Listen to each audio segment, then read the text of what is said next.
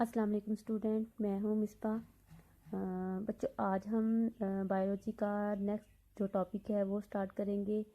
जैसे कि हम जो है वो पढ़ रहे हैं 10th क्लास की, हमने जो है वो बायोलॉजी का हमने चैप्टर नंबर 1 स्टार्ट किया हुआ है कि अगर आपने मेरी जो है वो पहले वाली वीडियोस नहीं देखी तो आप उनको लाजमी देखें और मेरे चैनल को जो है वो सब्सक्राइब लाजमी करें ताकि मेरी हर आने वाली वीडियो आपको जो है वो सबसे पहले मिल सके। ठीक है, तो जैसे कि कल हमने जो है वो गैसियस एक्सचेंज के बारे में हमने पढ़ा था कि प्लांट्स में जो है वो गैसियस एक्सचेंज किस तरह से होता है। ठीक है, हमने सारा कुछ जो है वो डिटेल से पढ़ लिया था। आज हम पढ़ेंगे gaseous exchange in humans.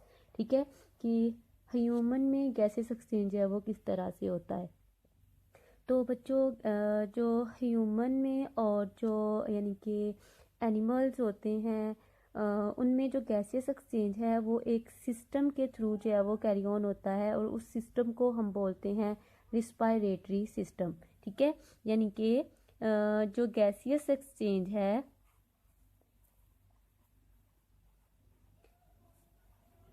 Gaseous exchange human में किस तरह से होता है, ह्यूमन एंड एनिमल्स। ठीक है, इनमें किस तरह से होगा, एक सिस्टम के थ्रू जो है वो कैरी ऑन होता है और उस सिस्टम को हम क्या बोलते हैं, रिस्पायरेटरी सिस्टम। समझ आ गई इस चीज़ की। ठीक है, यानी कि ह्यूमन में जो है वो गैसियस एक्सचेंज यानी कि गैसेस जो हैं वो एक्सचेंज किस सिस्टम के थ्रू होती हैं, रिस्पायरेटरी सिस्टम के थ्रू। समझ आ गई।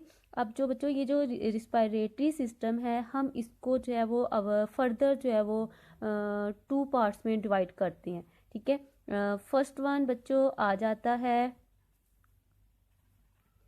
एयर पैसेजवे। ठीक है, यानी कि एयर जो है वो कौन से रास्ते से गुजर कर जो है वो बॉडी में जो है वो इंटर होती है और फिर जो है वो कहाँ कहाँ से गुजर कर वो अंदर लंग्स में जाती है और फिर कैसे गैसेस एक्सचेंज होती हैं और फिर जो है वो एयर जो है वो किसके थ्रू जो है वो बॉडी से बाहर आती है। ठीक है, और दूसरा इसको हम पार्ट को बोलेंगे लंग्स।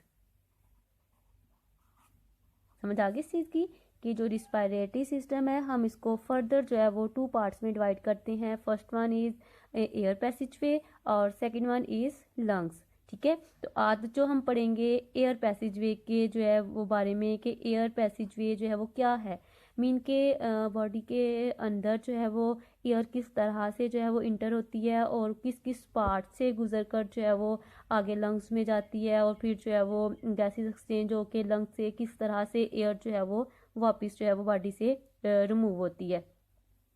तो जो पैसेज वे है, एयर पैसेज वे, इसमें जो है वो डिफरेंट पार्ट्स जो है इसमें कंसिस्ट होती हैं और इन जो डिफरेंट पार्ट है हम उन सब के बारे में एक एक करके जो है वो पढ़ेंगे कि किस तरह से जो है वो वर्क करता है। ठीक है, तो एयर पैसेज वे में सबसे पहले हम यहाँ पे कह देते हैं कि नोज। आपको पता है कि एयर जो होती है वो हमारी बॉडी में किसके थ्रू जो है वो इंटर होती है, नोज।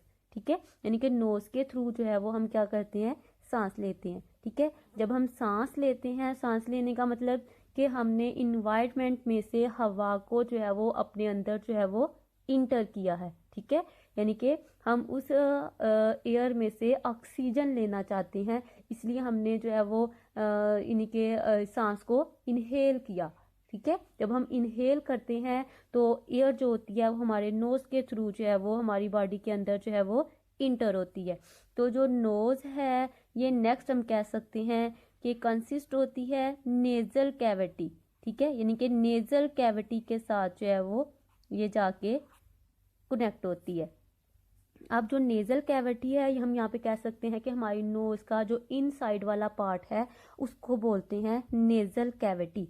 ठीक है, और जो बच्चे नेजल कैविटी है ना, नेजल कैविटी को हम यहाँ पे कहते हैं कि जैसे आपने लोगों ने देखा है कि हमारा जो नोज है इसके यानी कि ये कितने पार्ट में डिवाइड है, 2 पार्ट्स में, यानी कि इसके यहाँ पे जो है वो बाहर 2 होल्स हैं, ठीक है, और दरमियान में क्या है, एक वाल है। तो फिर हम यहाँ पे कहते हैं कि जो नेजल कैविटी है ना, इसको एक जो वाल जो है ना वो इसको 2 पार्ट में डिवाइड कर देती है। यहाँ पे इनके इसके दरमियान में एक वाल आ जाती है और जिसकी वजह से जो है वो इसके कितने पार्ट्स बन जाते हैं, 2 पार्ट बन जाते हैं, ठीक है। तो फर्स्ट वन हम इसकी जो है वो डायग्राम देखते हैं कि जो नेजल कैविटी है वो क्या चीज़ है और वो किस तरह से जो है वो हमारी बॉडी के अंदर वाली साइड पे ओपन होती है और किस तरह से हमारी बॉडी के बाहर वाली साइड पे जो है वो ओपन होती है, ठीक है। तो जो जैसे मैंने आप लोगों के लिए ये डायग्राम बनाई हुई है इसको चेक करते हैं, ठीक है। ये जैसे ये देखो कि ये क्या है, नोज, ठीक है, नोज है, नोज की ये सारा जो पार्ट है हम इसको क्या बोलेंगे, नेजल कैविटी, यानी कि ये हमारे नोज का इनसाइड वाला पार्ट है, ठीक है। तो इसको हम क्या बोलते हैं, नेजल कैविटी। समझ आ गई इस चीज की।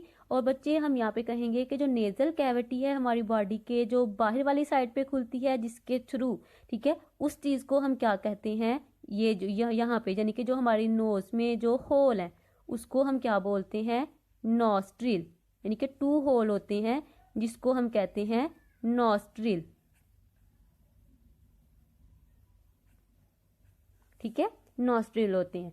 तो इस तरह से हम ये कहते हैं कि जो नेजल कैविटी होती है वो हमारी बॉडी के बाहर वाली साइड पे ओपन होती है 2 होल्स के थ्रू, ठीक है, 2 ओपनिंग होती हैं और उस ओपनिंग को हम क्या बोलते हैं, नॉस्ट्रिल बोलते हैं, ठीक है।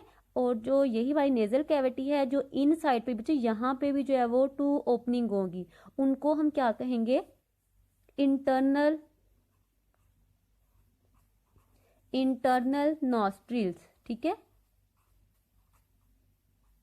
समझ आ गई इस चीज की, ठीक है। हम यहाँ पे कह रहे हैं कि जो नेजल कैविटी है ये 2 ओपनिंग्स के थ्रू जो है वो हमारी बॉडी के बाहर वाली साइड पे ओपन होती है जिनको हम नॉस्ट्रिल्स बोलते हैं, और 2 ओपनिंग्स की जो है वो इन साइड पे होती हैं जिनको हम बोलते हैं इंटरनल नॉस्ट्रिल्स, ठीक है। और ये आपको लोगों को पता है कि मुंह यानी कि ओरल कैविटी है, ठीक है, इसको हम क्या कहेंगे, ओरल कैविटी। अच्छा, तो बच्चे हम यहाँ पे कहते हैं कि नेजल कैविटी जो होती है हमने इसको कह दिया कि ये 2 पार्ट्स में डिवाइड होती है, यानी कि इसके दरमियान में जो है वो एक वॉल होती है जो इसको 2 पार्ट्स में जो है वो डिवाइड कर देती है। तो जो इसके जो दोनों नॉस्ट्रिल्स हैं, नॉस्ट्रिल्स में बच्चे आपको पता है कि 2 यहाँ पे जो है वो चीज़ें प्रेजेंट होती हैं। नंबर 1 इज यहाँ पे आ जाते हैं फाइन हेयर्स, ठीक है, यानी कि यहाँ पे छोटे छोटे जो है वो हेयर्स होते हैं जो कि हमारे नोज के अंदर जो है वो मौजूद होते हैं, ठीक है। और फिर बाद में नंबर 2 पे इसमें आ जाता है म्यूकस, ठीक है, यानी कि हमारी जो नोज है इसके अंदर कितनी चीजें होंगी, 2 चीजें, एक आ जाएगी यानी कि इसमें हेयर्स होते हैं और म्यूकस होता है। लेकिन मुझे इसका वर्क क्या है, जो हेयर्स होते हैं ना इनका वर्क ये होता है कि इन्होंने जो इनके एयर जो होगी जो हमारी नोज के अंदर इंटर होती है, जब हम सांस लेते हैं इनहेल करते हैं तो फिर एयर अंदर जो है वो इंटर होती है, तो हेयर जो क्या करते हैं उस एयर को फिल्टर कर देते हैं। समझ आ गई इस चीज़ की, यानी कि उसमें जितने भी जो डस्ट पार्टिकल्स होते हैं वो सारे जो है वो यानी कि वो वहीं पे जो है वो इन हेयर्स के साथ जो है वो चिपक जाएंगे और जो क्लीन एयर जो होगी वो अंदर जो है वो इंटर होगी। समझ आ गई इस चीज़ की। और जो बच्चे म्यूकस होता है इसका क्या वर्क होता है, इसका वर्क ये है कि इसने एयर को जो है वो मॉइस्चर करना होता है, यानी कि उसको थोड़ा सा जो है वो मॉइस्चर करना है और फिर उसको वार्म भी करना है, यानी कि थोड़ा सा उसको वार्म भी करना है। मीन के हम ये कह सकते हैं कि एयर का जो टेम्परेचर होता है उसका टेम्परेचर हमारी बॉडी के टेम्परेचर के इक्वल करना होता है, किसने, म्यूकस ने। समझ आ गई इस चीज़ की, ठीक है। हेयर्स ने क्या करना है कि एयर को फिल्टर कर देना है, डस्ट पार्टिकल वगैरह से उसको यानी कि फिल्टर कर देंगे, सारा एयर जो है वो फिल्टर हो जाएगा और उसके बाद जो म्यूकस है इसने क्या करना है, म्यूकस ने जो है वो हम यहाँ पे कह सकते हैं कि इसने हम एयर को मॉइस्चर करना है, वार्म करना है, और साथ में इसके साथ साथ जो है वो हमारे एयर का जो टेम्परेचर है उसको बॉडी के टेम्परेचर के इक्वल कर देना है। समझ आ गई इस चीज़ की। जो नेक्स्ट हम ये कहते हैं कि नेजल कैविटी के बाद जो पार्ट आ जाता है वो है फेरेंक्स। ठीक है, ये कौन सा पार्ट है, फेरेंक्स, फेरेंक्स है। ठीक है, अब जो हम ये कह सकते हैं कि जो फेरेंक्स है ना वो यानी कि एयर के लिए और फूड के लिए दोनों के लिए एक कॉमन पार्ट है। मीन के एयर भी यहाँ से ही गुजर के अंदर जो है वो बॉडी में जाती है, और जो फूड है वो भी फेरेंक्स में से ही गुजर कर जो है वो आगे बॉडी में जाएगी। समझ आ गई इस चीज़ की। यानी कि फेरेंक्स जो है,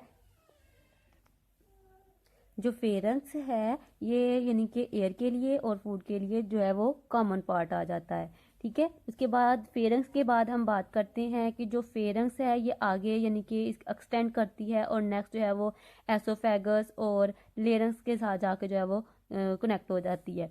एसोफेगस ये यानी कि आपको पता है कि ये क्या होती है,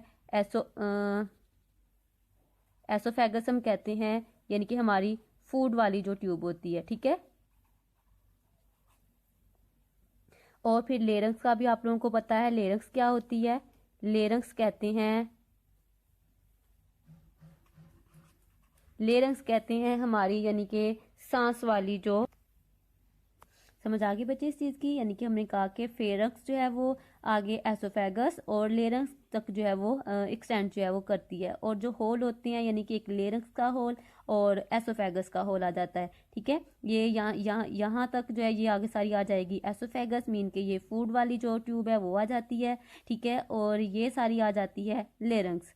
ठीक है, और लेरेंक्स का जो होल होता है इसको हम क्या बोलते हैं, ग्लॉटिस। ठीक है, क्या बोलेंगे, ग्लॉटिस। समझ आ गई इस चीज़ की।